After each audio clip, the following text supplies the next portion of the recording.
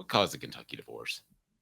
If we go ahead and get into that, what did you think of John Calipari's press conference? Because John Calipari was open and honest, and sometimes that rubs people the wrong way. He just said, I thought it was time to take a step aside and make a clean break. This was going to end a lot uglier if John Calipari didn't get the offer from Arkansas, if he didn't decide to step aside. We saw how ugly it got with Patino. Partly that was because of his lack of marital dedication, but it was going to get ugly with Calipari. I think it's better for him, better for Kentucky, better for everybody that it ended the way he did. Now, that being said, Kentucky fans, Calipari goes on to win a national championship at Arkansas, which he very well may do. I don't want to hear a word about it. You ran him off. It's your fault. The guy is still competing for Sweet 16s and Final Fours. And I realize you're Kentucky and you consider yourself a blue blood, but I'm sorry, you're not quite of that ilk. You're right there, but you're still in the football conference. Who do you blame for that divorce? Do you blame the fans or John Calipari? I blame John Calipari, and I know you blame the fans, but I'm going to go John Calipari, and I'm going to tell you why. I think Kentucky fans, look, they're a little crazy. They found the address of an official in his other part-time job because they didn't like calls he was making in an NCAA tournament game and started harassing him. So Kentucky basketball fans, I know y'all are wild, but I'm going to defend them on this. I think they saw what was changing about college basketball. And I think they realized that what John Calipari is sticking to, which is these one and dones, these Nike AAU ties to get these one and dones, as you've pointed out. Kentucky hired Calipari 15 years ago because of that, by the way. He had been at Memphis for a long time and had not taken offers elsewhere. And then Kentucky opens a checkbook because they realize how the one and dones are about to take over college basketball and they want a Calipari in on it. That idea is now becoming obsolete. Kentucky knows it's becoming obsolete. They know in this era of NIL and the transfer portal and players choosing to come back to college and players like Dalton Connect developing, that you can't win a national championship with one and done players anymore. And they know that's going to be a problem with John Calipari. It's not just because he wasn't the... Wait a second. They had a problem with him before that. That's just been about 5 years in the making, NIL. They had a problem with him, not even that long. It's been about 4 years in the making. I don't think that Kentucky was real happy with they were 10 years deep and just had one championship. Yes, but they had a problem with him, but in the midst of them having a problem with him, the school gave him a lifetime contract. So he had the full support of the administration and Kentucky fans. I think here's the thing about the NCAA tournament. I always say this. I think even Kentucky fans, ones I knew, were saying this.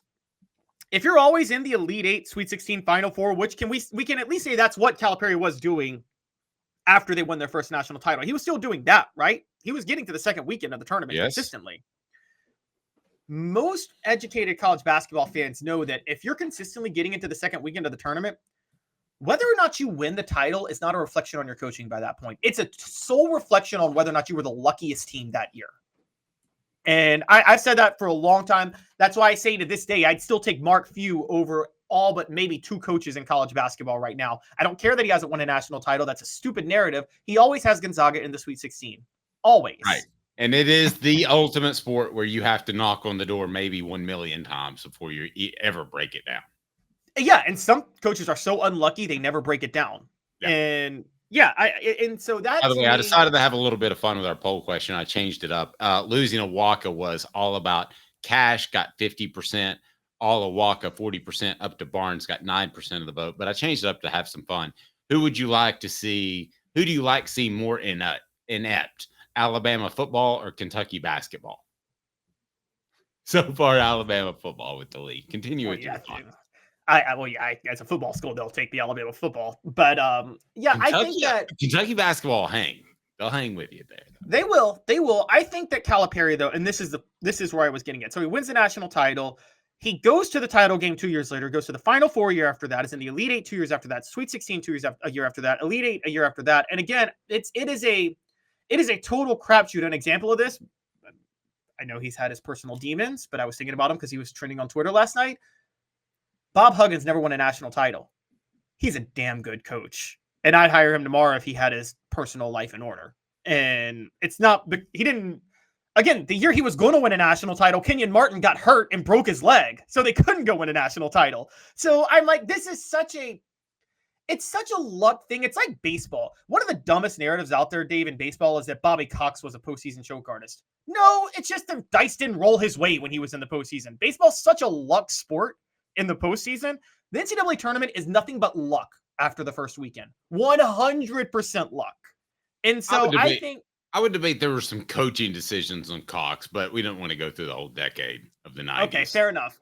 But the only time, and I'll give you, there was, in the case of Calipari, there were some coaching decisions. The Final Four in 2015, when Kentucky was undefeated all the way to the Final Four and lost to Wisconsin. They lost to Wisconsin because Calipari didn't know how to coach bigs, and Frank Kaminsky worked Karl Anthony Towns down low.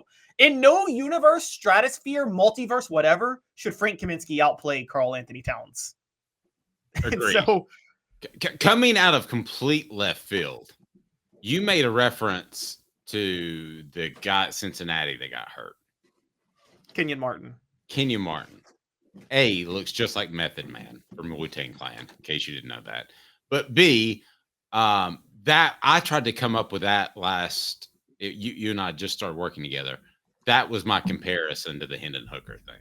Because if you remember, they got dropped down to a 2 seed. They should have been a 1. And Hendon Hooker getting hurt at South Carolina, that was the straw. No poorly pun intended. That was the straw that broke the camel's back. If Tennessee was going to make the playoff, they were going to hold that against them. But anyway, I got off on a random topic there. Do you remember that Kenyon Martin team, how good they were?